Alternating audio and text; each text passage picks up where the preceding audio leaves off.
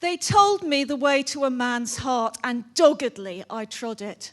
My oven was a fecund womb that whelped out treats from morning to night.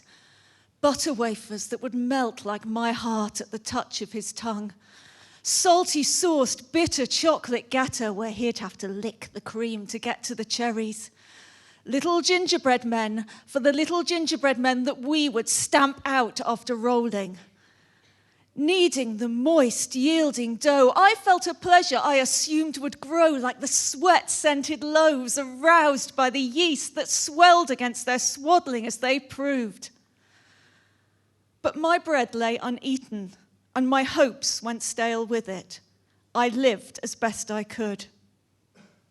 Single women couldn't get a mortgage back then, so I baked myself a house, moulding bricks out of flour and black treacle, melting caramel into window panes through which I could view the world blurred and with a sepia tint. At night, the smell of spice leached into my dreams. In my sleep, I sought comfort in dark sugar and woke to find the sheets sticky with golden syrup. I could have been happy then, but my neighbours would not let me. They taunted me with the children that I did not have. They called me witch. They called me selfish. They called me unnatural. Said that I'd confected for myself a spun sugar cage, a meringue bubble where I gorged myself on cake, while they, living in a shoe, had to make do with bread and butter.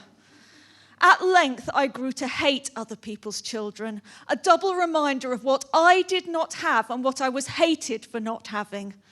When I saw a pregnant woman, I longed to bite the jam out of her donut. Babies were just misshapen shoe puffs that I longed to crush. When the boy came and helped himself to my rendering, his thieving teeth gnawing away at the fabric holding my house together, it was easy to tempt him in. I cackled to think that at last I had a bun in the oven. I had finally punched out a gingerbread man and I burnt him to a crisp. Thank you.